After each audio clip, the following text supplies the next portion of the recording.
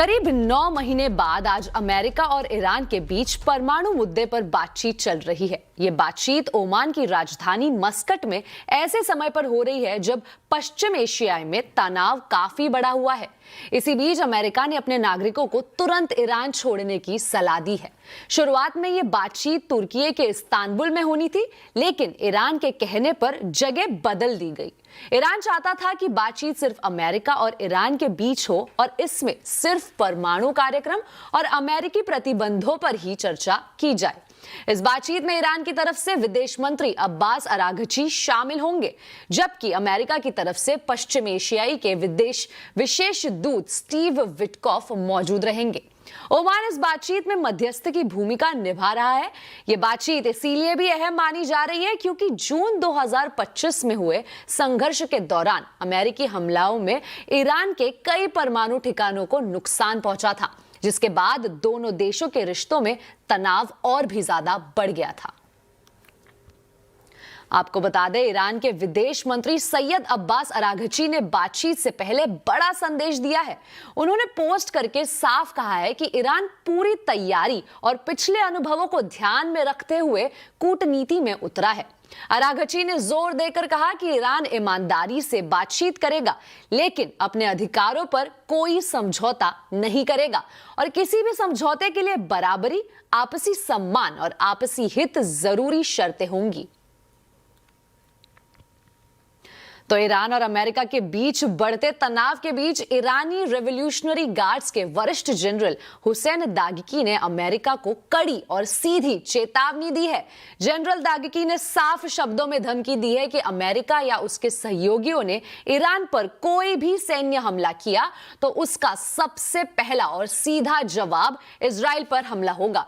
General दागिकी ने यह भी कहा कि सिर्फ इजराइल ही नहीं बल्कि पश्चिम एशिया में मौजूद सभी अमेरिकी सैन्य ठिकाने भी ईरान के निशाने पर होंगी। الصهيوني فهذا هو في مرمى سلاحنا، وهو القاعدة التي تعتبر الخاصرة الضعيفة لأمريكا في المنطقة. فأول هدف سوف نستهدفه هو الكيان الصهيوني। आज प्रधानमंत्री मोदी की परीक्षा पे चर्चा कार्यक्रम का 9वां संस्करण था। इस बार ये कार्यक्रम एक बड़े उत्सव की तरह मनाया जा रहा है। प्रधानमंत्री ने बच्चों को परीक्षा को एक उत्सव की तरह लेने का मंत्र दिया। साथ ही उन्होंने बच्चों से कहा कि वो खुद से प्रतिस्पर्धा करें, ना कि दूसरों से।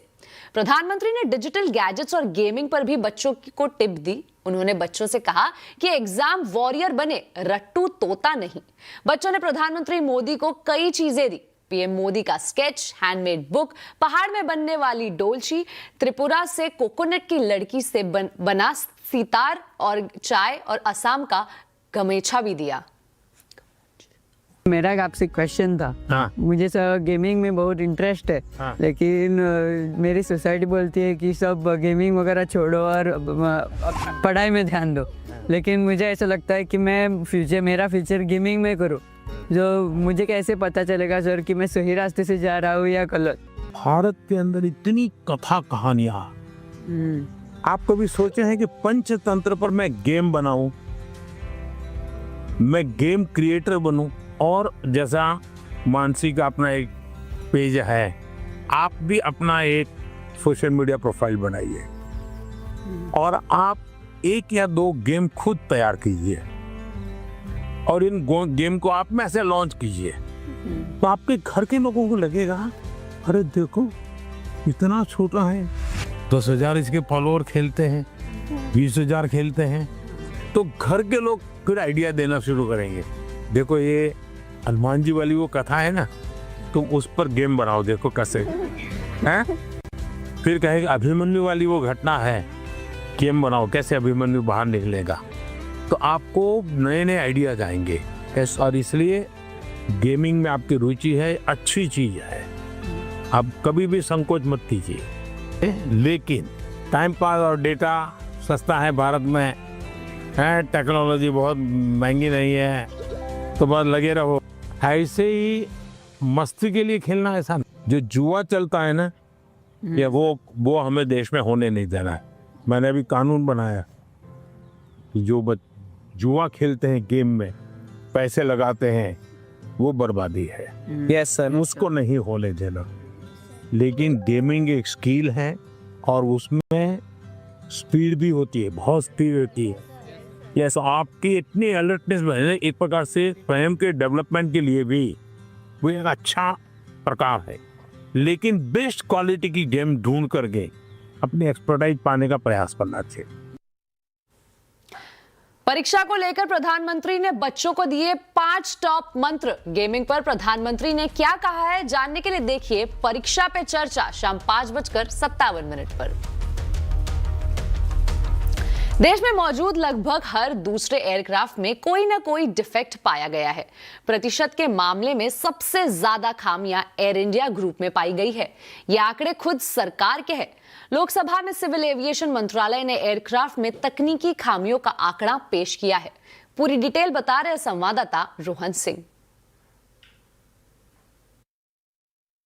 जी, एयरक्राफ्ट में डिफेक्ट को लेकर विमानन मंत्रालय की तरफ से लोकसभा में कुछ चौंकाने वाले आंकड़े पेश किए गए हैं और उसमें यह पाया गया है कि देश में मौजूद लगभग 50% एयरक्राफ्ट में किसी न किसी तरह का रिकरिंग डिफेक्ट है, यानी कि बार बार आने वाली खामियां हैं। कुल मिला के जनवरी 2025 से लेकर 754 विमानों की जांच की गई, जिसमें 377 ऐसे विमान हैं जिसमें किसी न किसी तरह का रिकरिंग डिफेक्ट पाया गया। अगर एयरलाइंस की बात करें तो इंडिगो के 405 विमानों की जांच की गई और इसमें 148 में खामियां पाई गई। हालांकि प्रतिशत के मामले में सबसे ज्यादा खामियां एयर इंडिया ग्रुप के विमानों में हैं। अकेले एयर इंडिया के 267 में से 191 में किसी न किसी तरह का डिफेक्ट पाया गया। साथ ही एयर इंडिया एक्सप्रेस की बात करें तो इनके 54 विमानों में किसी न किसी तरह का डिफेक्ट पाया गया। स्पाइसजेट की बात करें तो इनके 43 विमानों की जांच की गई, 16 में कोई डिफेक्ट पाया गया। अकासा एयर के 32 में से 14 विमानों में किसी न किसी तरह की खामी पाई गई। हालांकि सरकार का कहना है कि इसमें से जो अधिकतर खामियां हैं वो सेफ्टी क्रिटिकल नहीं है, यानी कि केबिन से जुड़ी समस्या हो सकती है, सीट से जुड़ी समस्या हो सकती है,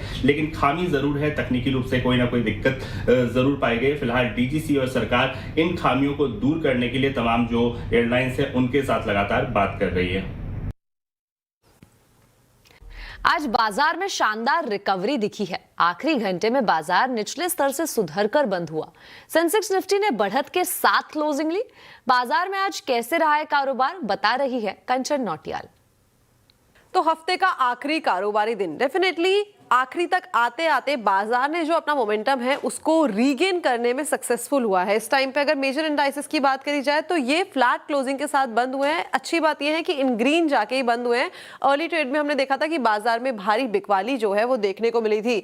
इसके अलावा अगर हम बाकी के सेक्टर्स की तरफ नजर डालें तो वहां पे भी जो रुझान है कुछ इसी तरीके का रहा है। पीएसयू में थोड़ा सा प्रेशर बनता हुआ दिखाई दिया है, defence, capital market, auto, IT. But on the flip side अगर हम देखें तो financial, FMCG, banking, metal, reality में अच्छा खासा रुझान जो है वो देखा गया है। स्टॉक स्पेसिफिक एक्शन की इस टाइम पे बात करी जाए तो देखते हैं कि निफ्टी में आईटीसी, देखिए सिगरेट के दाम बढ़े हैं जिसके बाद यहाँ पे आईटीसी में इजाफा देखने को मिला है। इनफैक्ट जितने भी सिगरेट स्टॉक है आज बढ़त के साथ कामकाज कर रहे थे।